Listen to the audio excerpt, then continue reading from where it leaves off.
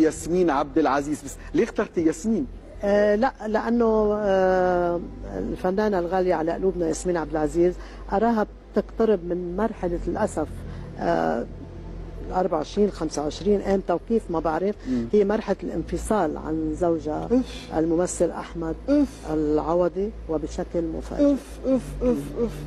أنا كثير بكن لها احترام ومحبة كبيرة للنجمة ياسمين عبد العزيز، بس هيدا الخبر كمان بزعل انه تنفصل عن زوجها. هي يا جماعه الست دي فعلا كل ما بتقول حاجه بتحصل. ناس كتير قوي منزله فيديوهات يقول لك ليلى عبد اللطيف اول ما بتقول حاجه وكل توقعاتها حصلت. في الزلزال حصلت، في الحرب بتاع غزه حصلت، توقعت ان احمد العوضي ينفصل عن ياسمين عبد العزيز حصلت. هي الست دي تعرف الغيب؟ هي الست دي بتعرف منين الكلام ده؟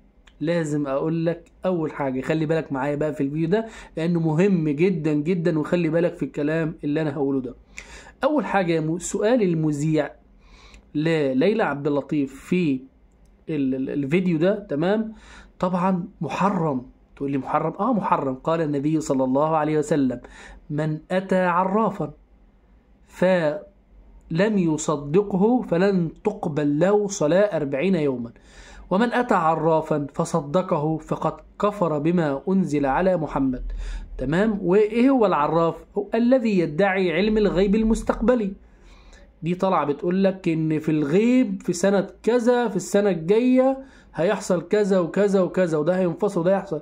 هل يعلم الغيب إلا الله؟ لا يعلم الغيب إلا الله. الله عز وجل قال: وما تدري نفس ماذا تكسب غدا وما تدري نفس بأي أرض تموت، ولا يعلم الغيب إلا الله. وحديث صحيح في صحيح البخاري قال: لا يعلم ما في الغد إلا الله. في معنى الحديث ما يعرفش الغيب أو اللي جاي بعد كده إلا الله عز وجل. يبقى يا جماعة اللي يعلم الغيب مين؟ الله عز وجل. حط دي في صدرك ويقينك إن لا يعلم الغيب، لا يعلم الخير القادم لك أو الشر القادم لك إلا الله. اللي بقى قال الكلام ده ممكن بسبب ظروف، أحوال، ظروف مثلا السماء في غيام جامد قوي، انت بتستدرك كده بدماغك لا ده السماء عشان في غيام جامد جدا فالسماء هتمطر فهيحصل الحاجه الفلانيه. ده انا شايف مشاكل بين شخص وشخص، مشاكل جامده قوي، فانا ممكن اتوقع ان هم ممكن ينفصلوا ليه عشان في ظروف في اجواء.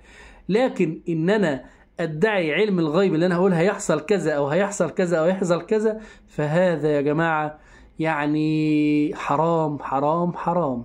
تمام. عشان نركز لان في ناس كتير هتقول لك، في ناس كتير يا جماعه اتفتنت بالفيديو ده كتير جدا فيديوهات، وكتير ناس بتتساءل هي بتعرف ازاي؟ ايه السبب يا جماعه؟ اللي انا عايز اقوله لكم لا يعلم الغيب الا الله. هي قالت بقى ما قالتش طلع صح طلع غلط. انا في يقيني وفي صدري ان مين؟ لا يعلم الغيب الا الله.